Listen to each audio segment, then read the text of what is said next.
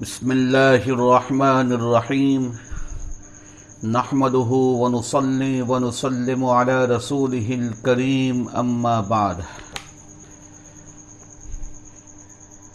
بزرگان محترم، برادران اسلام،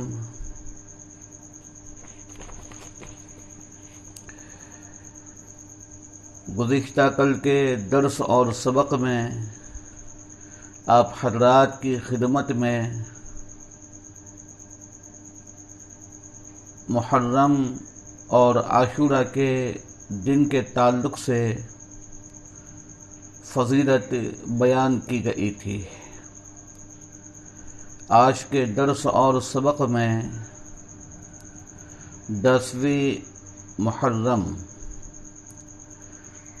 عاشورہ کے دن روزہ رکھنا اور کتنے روزے رکھنا چاہیے، اس تعلق سے چند گزارشات پیش کی جا رہی ہے۔ محرم اور عاشورہ کے دن روزہ رکھنا مستحب اور سنت ہے۔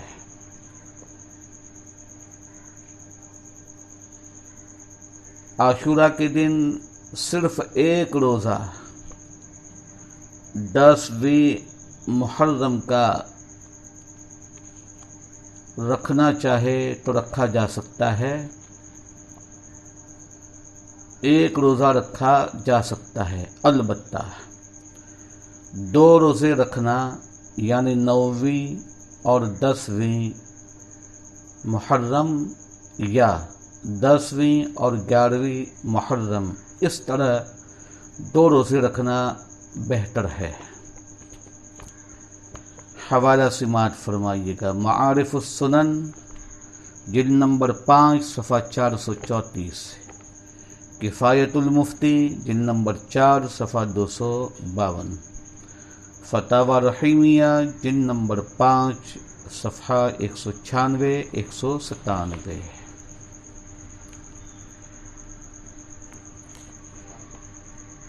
اسی طرح 9، 10 اور 11، 9ویں، 10ویں اور 11ویں محرم الحرام، اس طرح کل 3 روزے رکھنا افضل ہے۔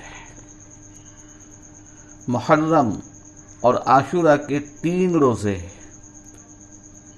یعنی 9ویں محرم، 10ویں محرم اور 11ویں محرم، اس طرح 3 روزے رکھنا افضل ہے۔ مشہور عالم دین اور محدث زمان اور محدث وقت حضرت علامہ یوسف بن نوری نور اللہ مرقدہ اپنی لکھی ہوئی ترمذی شریف کی شرح معارف السنن نامی کتاب میں لکھتے ہیں، آپ رحمت اللہ فرماتے ہیں کہ محرم پر یا محرم کے موقع میں 3 روزے 9ویں محرم، 10ویں محرم اور 11ویں محرم، یہ 3 روزے رکھنا افضل ہے۔ آپ نے اپنی کتاب میں لکھا ہے ان الافضل صوم عاشوراء وصوم یوم قبلہ وصوم بعدہ، ان الافضل صوم عاشوراء وصوم یوم قبلہ وصوم بعدہ، معارف السنن جلد نمبر 5 صفحہ 434۔ تو 3 روزے 9، 10، 11 محرم کو رکھنا افضل ہے۔ یہ علامہ یوسف بن نوری نور اللہ مرقدہ نے ترمذی کی شرح معارف السنن میں لکھا ہے۔ اس لیے 3 روزوں کا بھی اہتمام کرنا چاہیے۔ اگر کوئی بندہ خدا 1 روزہ رکھنا چاہے وہ بھی رکھ سکتا ہے، 2 رکھنا چاہے تو یا تو 9، 10 کو رکھے یا 10 اور 11ویں کو رکھے، اور 3 روزے 9، 10، 11 محرم کو رکھنا افضل ہے۔ جس بندے خدا کو جیسی سہولت اس کے مطابق عمل کر دیا جاوے، کوئی تنگی نہیں ہے۔ اب ذرا آئیے اس بات کو بھی ملاحظہ فرما لیجیے کہ اس دن کون سے، کیا اور کتنے کام ہمیں کرنا چاہیے۔ حضرات علماء کرام نے لکھا ہے کہ عاشورہ کے دن یعنی 10ویں محرم الحرام کو 3 کام کرنے چاہیے۔ نمبر 1، ہر مسلمان کو ان دنوں میں روزے کا اہتمام کرنا چاہیے۔ نمبر 2، اپنے گھر والوں پر کھانے پینے کے اعتبار سے وسعت سے کام لینا چاہیے۔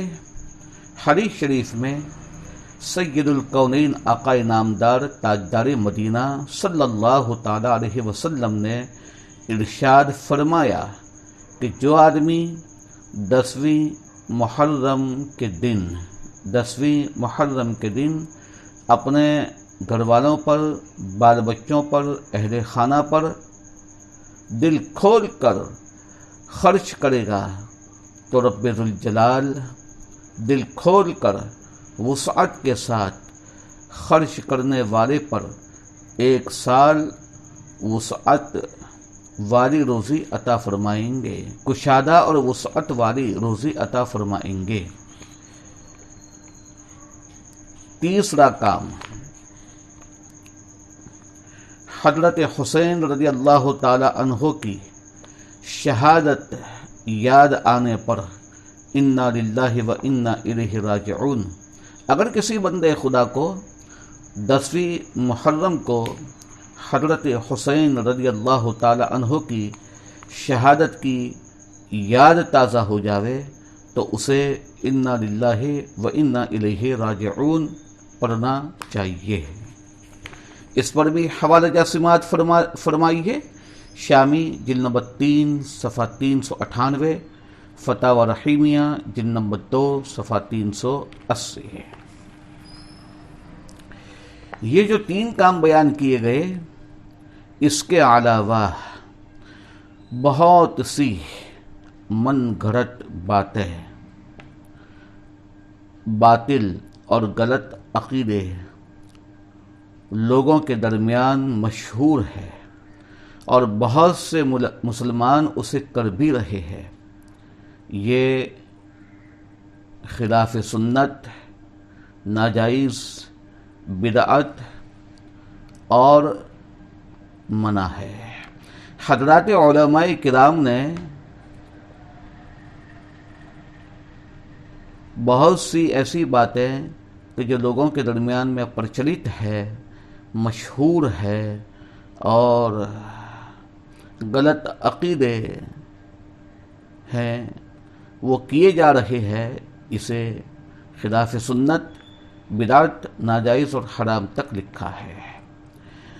ہر مسلمان کو ان امور سے، ان کاموں سے مکمل طور پر بچنا چاہیے، بچنے کی کوشش کرنی چاہیے، احتیاط برتنا چاہیے۔